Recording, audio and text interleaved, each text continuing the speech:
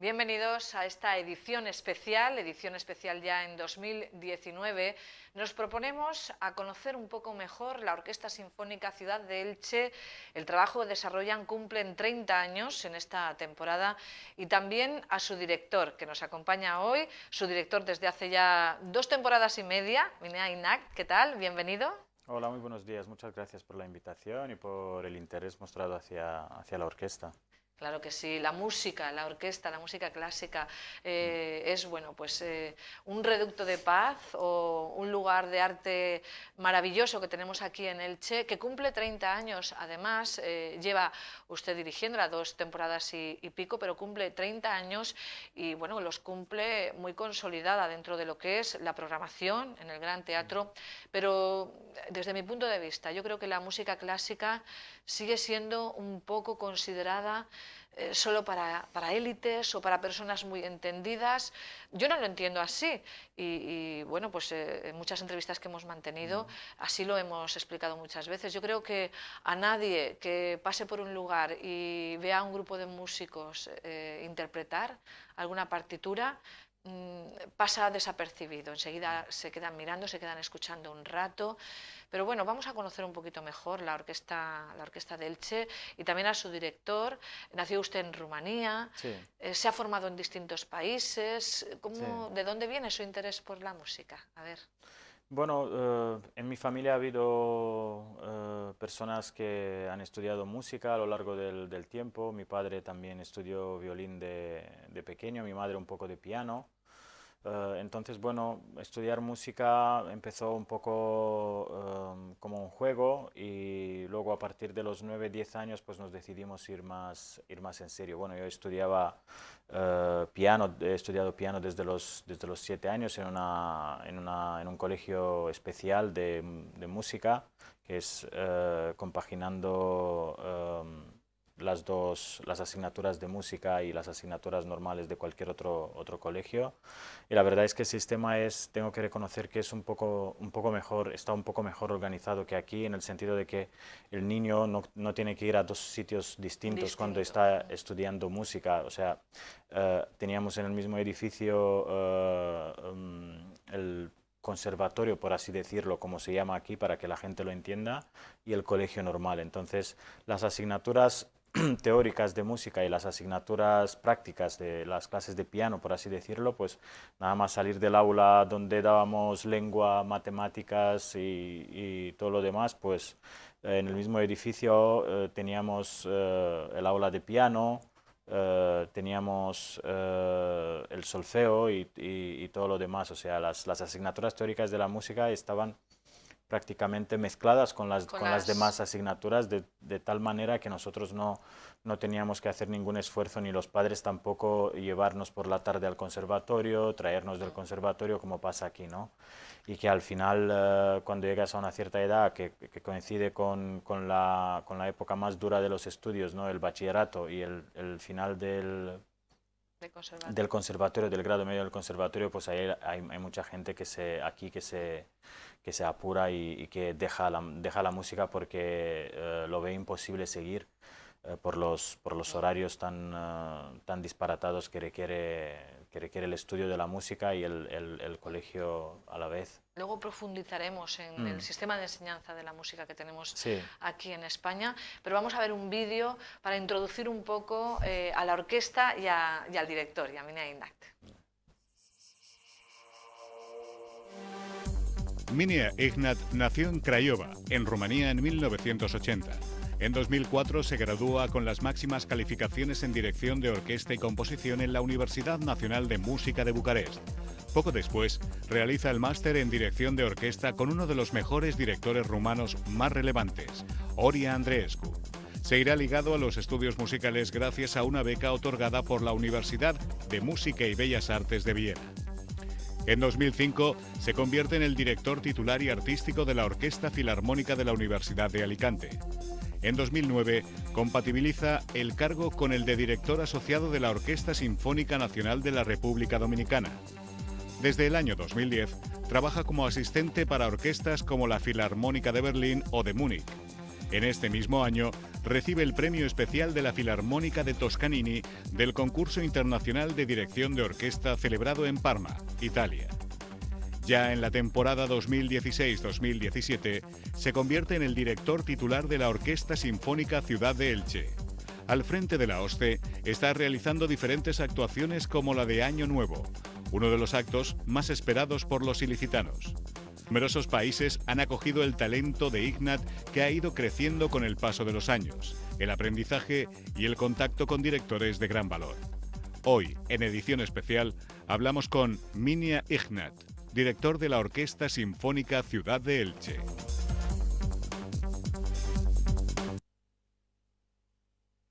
Bueno, ¿y cómo llega a la dirección? Hemos escuchado que hizo un máster recién terminados los estudios en la universidad. Sí. ¿Decidió ser director vocacionalmente porque quería dirigir o porque le gustaban todos los instrumentos y no sabía por cuál decidirse? ¿Cómo fue? Bueno, yo la verdad es que decidí bastante temprano que me gustaba la dirección y empecé, si no me equivoco, con 15 años. Estaba todavía estudiando ahí en el instituto aquel que podríamos decir que había empezado el grado medio, comparando los dos sistemas de enseñanza musical. Había empezado el grado medio estudiando piano y dábamos coro, y había un profesor muy bueno de coro que nos daba teoría y solfeo también y armonía también en aquel instituto. Y yo le dije, pues mira, a mí me interesa un poco ver esto de la dirección, cómo funciona, tal. Y fue el que me lanzó prácticamente a la dirección, porque dijo, mira, en un ensayo del coro vamos a ver cómo funciona, coges una obra muy sencillita que estamos haciendo aquí en clase, te la aprendes todas las voces, y me dio el ABC así un poco de cómo... ¿Cuántos años tenía? 15 años creo que tenía, 15 o 16 años, sí. Y aquello funcionó muy bien en el ensayo, y luego creo que con 17 años ya dirigí, me dio la oportunidad de dirigir en un concierto de aquel coro en la sala de la Filarmónica de mi ciudad, que hacíamos un concierto de villancicos. Me dio la oportunidad de dirigir 2 villancicos. Ese fue creo que tenía 16 o 17 años. Y a partir de ahí dije, pues... Esto es para mí. ¿Y se especializó en la...? No, luego seguí estudiando piano porque no hay opción de estudiar dirección hasta entrar en la universidad. Entonces estudié piano hasta los 18 años, acabé el grado medio, como diríamos aquí, de piano, y entré en la Universidad Nacional de Música de Bucarest, pero me dijeron, mira, como en el instituto no has estudiado el tema de orquestación y de análisis musical en profundidad, que es lo que necesita realmente un director para poder estudiar una partitura en profundidad y entender algo, pues nosotros, el profesor de composición que había entonces, un muy buen profesor de composición que había entonces en la Universidad Nacional de Música de Bucarest, me dijo, yo lo que te recomiendo es primero entrar en composición para tener oportunidad de estudiar estas 2 asignaturas que son muy importantes para un director de orquesta, análisis y orquestación, y luego a partir del tercer año de estudios puedes entrar con mucha más facilidad en dirección de orquesta. Pues no pasó eso realmente. Entré en verano, cuando hice la prueba, entré en composición, y luego resulta que se había quedado una plaza para dirección de orquesta el mismo año, y me dijeron, mira, ¿por qué no lo intentas en septiembre, cuando organizamos otra prueba? Queda una plaza para dirección de orquesta, y a ver si puedes ir con los 2 en paralelo. Y así fue, y fui haciendo las dos carreras en paralelo. Tengo que decir que tampoco tiene mucho mérito, porque estábamos, prácticamente todas las asignaturas eran comunes. Menos que, claro, en composición tú tenías que escribir sonatas para piano, tenías que componer un cuarteto de cuerda y todo lo demás, ¿no? O sea, y luego estudiar en dirección de orquesta, pues Era tenías como que... si fuera ahora un doble grado de los que estudian ahora Exactamente, sí, creo que los sí. estudiantes. Creo que sí. Con asignaturas comunes y algunas, un poco más de asignaturas Exactamente. que si fuera solo una Sí, sí, sí. titulación. Exactamente, sí. En lo que hemos leído sobre su trayectoria, Sí. muchos de estos estudios los ha hecho gracias a becas. Sí. ¿Es mejor este sistema en su país, en Rumanía, que por ejemplo cómo funciona aquí? Pues, por ejemplo, yo lo que puedo decir es que en Rumanía todos los estudios en universidades y desde colegio, instituto e universidad pública son absolutamente gratuitas. No se paga ningún tipo de matrícula. En la universidad pública aquí yo sé que se paga matrícula, lo que se llama yo no pagué nada, absolutamente nada. O muy poquito, algo simbólico. Y luego lo que comentábamos antes. Y luego teníamos beca de estudio, o sea, si sacabas muy buenas notas tenías... También había becas. Sí, había becas para la gente que para los primeros 3 de cada año, dependiendo del presupuesto que había ese año, pues si sacabas muy buenas notas, pues en cada semestre tenías una cantidad una pequeña ayuda, ¿no? Que no era mucho, pero bueno, que venía muy bien. Y luego para estudiar fuera sí que tuve una beca. ¿Es mejor el sistema? Pues yo creo que sí. Yo pienso Aquí que... lo hemos comentado al principio, se desincentiva, sobre todo cuando llegan a unas edades pues, donde tienen que esforzarse un poco más, tanto Sí. en los estudios del instituto normal como si quieren hacer algo en el conservatorio, Sí. se desincentiva entre horarios, entre pues, acumulación de materias, el que la gente haga carrera en la música, ¿no? Sí, lo que yo quiero, porque aquí hay como beca social, ¿no? En Rumanía no existe ese concepto porque ya de por sí los estudios son gratuitos. Claro. O sea, no hay que pagar matrícula en la universidad, nada de matrícula. Entonces, por ese lado no se necesita esa figura de la beca social. De la beca social. Son becas al mérito. Exactamente, exactamente. Las becas, lo que se entiende por becas en Rumanía es cuando tú eres un muy buen estudiante, o sea, el primero, el segundo, el tercero de tu año de estudio, pues entonces recibes una pequeña cantidad, Pero ya no una solo el ayuda. dinero, es también la organización, como estábamos Sí, comentando, sí, sí, sí, ¿verdad? sí, sí. ¿Cómo llega uno al final a convertirse pues, en una de las personas que forman la Orquesta Sinfónica Ciudad de Elche, uno de esos músicos? Me imagino que mucho esfuerzo, mucha vocación. Es mucho esfuerzo, es mucho esfuerzo. La gente normalmente no... aquí lo que a mí me llamaba la atención cuando había llegado al principio es que hace muchos años es que la gente no consideraba la música como una carrera y sigue sin considerar la música como una carrera, la considera como una cosa, un hobby, te gusta. ¿no? Sí. La gente tiene que saber que una persona, la gente que lleva a los niños al conservatorio lo sabe y cuyos niños van luego desarrollando una carrera musical sabe lo que es eso. Pero la gran mayoría de la gente no lo sabe. Y es que un niño empieza a estudiar música con 7 años, 6, 7 años, y acabas la carrera con 24. O sea, es una carrera. Sí, como... Y luego a lo largo de la vida, como en todo, tienes que seguir formándote y seguir estudiando como en cualquier otro campo de la actividad, ¿no? Lo que pasa es que aquí, en lo que es la práctica de tocar un instrumento, es la práctica performativa de tocar un instrumento, es una competitividad muy dura tiene algo como diría yo, de deporte de alto rendimiento. O sea, tienes que estar siempre en forma. Tú si, por ejemplo, tocas el piano o tocas el violín y por lo que sea, por circunstancias, dejas de estudiar una semana, pues luego como un deportista de alto rendimiento, pues has perdido y te cuesta 2 semanas recuperar la forma en la que estabas.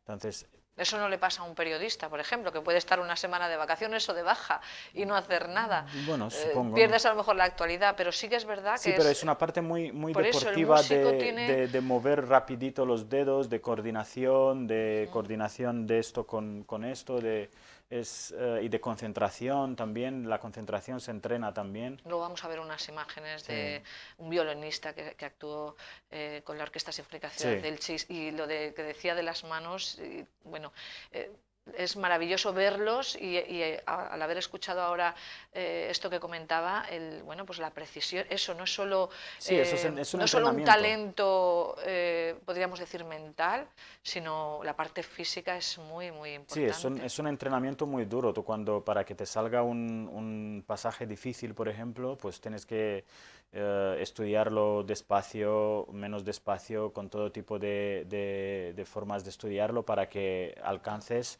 esa igualdad y esa rapidez y luego que te permite soltarte y para poder expresar lo Es que luego tiene. expresarlo, claro. Exactamente, o sea, Primero como mecánicamente y exactamente. luego que fluya, Sí, sí, algo sí, así. sí, sí.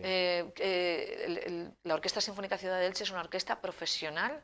Eso quiere decir cuántos profesores o cuántos músicos la Sí. componen, cobran un salario, claro. ¿Cómo funciona? Pues A ver, desgraciadamente no puedo decir que cobran un salario porque no las condiciones actuales en la que tenemos con el ayuntamiento y con el teatro, bueno, con el ayuntamiento, pues son distintos proyectos ¿Mm? ¿Como que por temporada? tenemos por temporada, sí por concierto.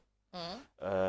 Y entonces nosotros sí que intentamos mantener la misma plantilla de los músicos, pero no siempre es posible, el 100%, pero intentamos un 80% siempre mantenemos. Pero claro, cuando no hay un compromiso, como tú decías, de salario todos los meses, pues es O sea, se difícil. cobran por concierto una Exactamente, cantidad y exactamente. Y por probablemente los no sea ensayos, sí, mucho sí. y No, por no los es. ensayos, con lo cual a medida en la que le sale una oportunidad de un trabajo más estable, Exactamente. se marchan. Eso es lo que dificulta Exactamente. la estabilidad, ¿no? Exactamente, sí. Es una pena porque tenemos una plantilla con mucha gente joven, muy talentosa y no puedo decir que estamos bien desde el punto de vista económico. Yo sé que las circunstancias han sido muy malas en los últimos años, pero yo creo que Elche con la trayectoria que tiene y la ciudad que es, pues yo creo que se merece tener una orquesta, ¿no? Vamos a ver a la orquesta en un concierto que ofrecieron en el ADA. Sí, Creo que fue en 2016 y sería recién llegado usted, ¿verdad? puede ser, no lo sé, Vamos a ahora verlo. lo veremos.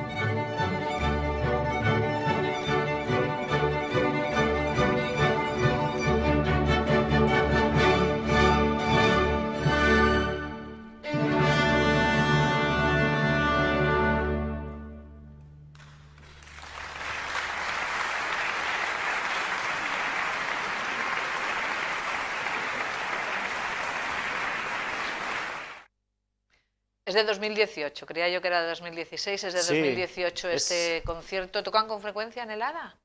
pues una vez al año mínimo. Mm. Y esta temporada vamos a tocar dos veces. Tengo que agradecer a la Diputación de Alicante y al diputado de Cultura, César Augusto, por darnos esta oportunidad en el 30 aniversario de la orquesta, pues ha acogido muy bien nuestra propuesta y este ha sido el primero de los dos conciertos, el pasado mes de octubre, que el solista del violín era el concertino de la famosa orquesta del Concertgebouw de Ámsterdam, la mejor orquesta del mundo. Mm.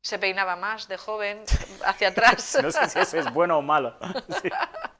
Bueno, Sí, me he ido un poco, vas distilando un poco el gesto, ¿no? Y te das cuenta exactamente de lo que es necesario para la orquesta y de lo que realmente no es necesario. Entonces vas un poco restringiendo el gesto, hay momentos que la orquesta te necesita mostrar exactamente un cambio de tempo, un matiz importante, y hay momentos cuando la orquesta no te necesita para seguir. O sea, eso es la realidad. O sea, no, es como ir cabalgando un poco. tú te dejas llevar, Claro, sí. pero en algún Si momento... todo el rato le das al caballo, pues el caballo se cansa. Al final tú tienes que saber cuándo dirigir, ¿no? Cuándo girar, cuándo es igual en la dirección de orquesta. Tienes un poco que dejar la música que fluya y luego también que en los momentos que la orquesta necesita del director, entonces sí hay que estar y ser muy claro con lo que quieres, ¿no? ¿Quién decide el programa de la orquesta? De la orquesta de Elche. De la orquesta de Elche. ¿Quién lo organiza? ¿Se Bueno, tiene en cuenta un poco gustos? Por ejemplo, en el 30 aniversario me imagino que habrá contado el que es el 30 aniversario para sí. decidir el programa, ¿no? Los programas. Sí, es un programa, es una programación especial. Sí, hemos contado con todos estos invitados de fuera y para hacer toda la programación del abono un poco más atractiva. Yo digo que es mucho más atractiva que cualquier otra temporada, ¿no? Y no solamente por los invitados que tenemos, que ya hemos tenido al primero, y luego van a seguir los demás, como te decía, en febrero un gran especialista de la música antigua, en marzo un director invitado, el director titular de la Orquesta de Extremadura, que es un muy buen director español. Vamos a tener 4 cantantes invitados para hacer un requiem de Mozart en abril, justo antes de la Semana Santa, de Madrid y uno de Rumanía también. Entonces, lo que ha primado en esta programación ha sido ofrecer al público ilicitano una programación muy variada y con obras muy conocidas, para que disfruten y para que celebren con nosotros este 30 aniversario. Toma la decisión entre, pues no sé si cuentan con el director, con los músicos, un poco entre todos. Principalmente el diseño de la temporada lo he hecho yo y luego, claro, lo estamos viendo en función de las También posibilidades fechas, económicas que tenemos también. Luego en función de las fechas con el teatro principal, con el Gran Teatro de Elche, que tengo que decir que tenemos una colaboración estupenda con Julián Sáez, siempre todo lo que pedimos es posible, entonces ahí tengo que agradecerle mucho todo el cariño que nos tiene. Pero si tuviera usted que decidir, y sin pensar tanto en el público sino en sus gustos, sí. de toda la música que interpretan habitualmente sí. y que pueden tocar, ¿cuál es la que más le gusta? ¿La música antigua? ¿Qué época a lo mejor destacaría? Pues, ¿o qué compositor? Pues me gusta de todo un poco, o sea, es decir, me gusta la música antigua, la música barroca también, me gusta el clasicismo, me gusta el romanticismo. ¿La música de cámara también? La música de cámara también, lo que pasa es que ahí hemos intentado en la primera temporada que yo he entrado como director titular y es un tipo de música que requiere de un público muy especializado. Entonces ahí es un poco más difícil. Cuesta eso. más atraer a mucha gente, ¿no? Sí. Sí. Y la gente, luego en las encuestas que hicimos después de la primera temporada, donde programamos unos conciertos de cámara, pues la gente nos decía, queremos más conciertos sinfónicos con toda la orquesta, y es verdad que las obras para orquesta sinfónica son mucho más apetecibles para el público. Pero quiero decir que, porque me has preguntado por mi gusto, ¿qué haría? Pues yo creo que no programaría nunca una obra solamente por mi gusto. Ah, claro. Siempre voy a pensar en el público. En el público. Porque al final nos debemos al público. y somos, el público es nuestra razón de ser. Al final no puedes programar totalmente de espalda al público. Pero si tiene que elegir, por ejemplo, compositores favoritos o recomendar a las personas que nos están viendo Sí. hoy que quieran introducirse Sí. en la música clásica y quieren empezar a escuchar algo más allá pues del Lago de los Cisnes, de Danubio Azul y de lo típico que todos hemos oído gracias muchas veces a las películas. ¿Por dónde podríamos empezar? Pues mira, ves, has dicho dos nombres de obras que son obras de dos compositores que te iba a decir, porque son los más fáciles y que funcionan más fáciles en cómo entran, porque tienen como una línea directa al corazón, ¿no? Has nombrado el Lago de los Cisnes, que es Tchaikovsky, y el Danubio Azul, que es Strauss. Empezar por ahí, ¿no? Sí, para mí, esos son los dos compositores que más, que tienen como, te he dicho, una línea directa con el alma. Y luego, por supuesto, Beethoven, Brahms, Mozart, pero yo iría por ahí, empezaría por Tchaikovsky y Strauss. Hacéis muchas veces también conciertos didácticos, ¿verdad? Sí. Hemos hecho, la orquesta ha hecho muchos conciertos didácticos antes de que yo entrara y estamos intentando hemos hecho el año pasado, pero no tenemos muy buen apoyo, que digamos, desde el ayuntamiento para seguir haciendo lo que hacíamos antes. Lo de los coles, qué pena. Sí, y nosotros lo estamos pidiendo. ¿Cómo se cuenta a los niños tan pequeños, a las niñas tan chiquitinas, qué es la música clásica o cómo reaccionan? Pues reaccionan muy bien. Lo que pasa es que hay que hacer una programación, un concierto especial, con obras especiales, claro, que tienen las cualidades necesarias para poder enganchar a los pequeños. Es muy fácil enganchar a los pequeños en realidad. Yo creo que será incluso más fácil que a un adulto que no le interese, ¿verdad? Sí, sí, porque los niños tienen esa mente abierta y no ponen los prejuicios que pondríamos cualquier adulto. Sí, te digo, es una pena que no haya un programa como había antes de conciertos didácticos, porque yo sé que la orquesta, y me lo han contado, el presidente de la orquesta me ha contado que la orquesta de Elche hacía conciertos didácticos y que había muchísimos niños, de orden de 7 o 8 mil niños cada año disfrutando de los conciertos didácticos. Pero claro, eso sin apoyo, claro. Se nos dice, sí, haced conciertos didácticos, pero... Hay que prepararlo, son otros días de ensayos, exactamente.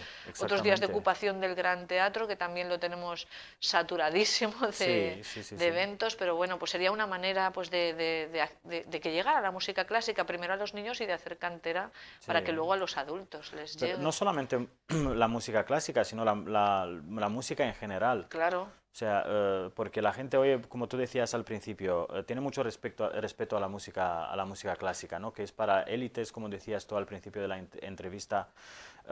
Y yo siento que tengo que discrepar contigo, pero es que yo pienso que la música es para todo el mundo. La música clásica tiene que ser para todo el mundo.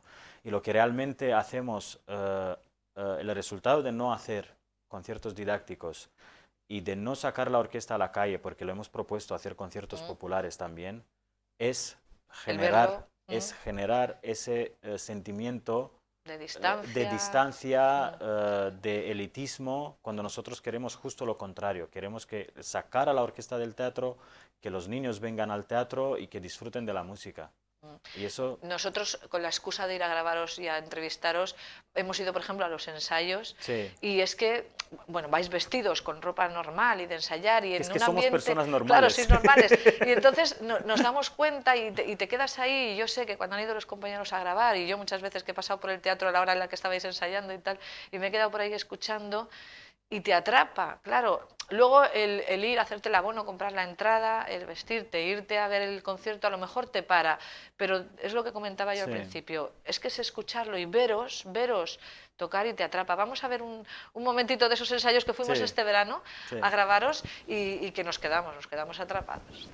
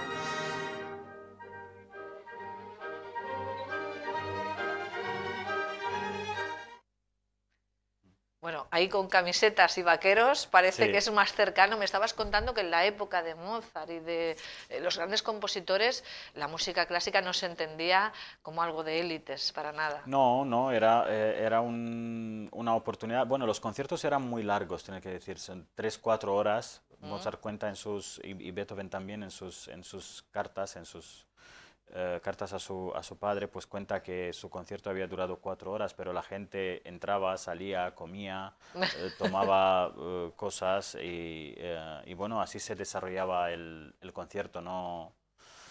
Por supuesto que no era lo más fácil escuchar con detenimiento y con atención todo lo que pasaba sobre el escenario, pero quiero decir que el concepto de escuchar la música no era Lo que estábamos el comentando. concepto que nosotros tenemos ahora de vestirnos, comprar el abono, comprar la entrada, irnos y sentarnos en la butaca del Gran Teatro y no hacer ningún ruido ni nada, ¿no?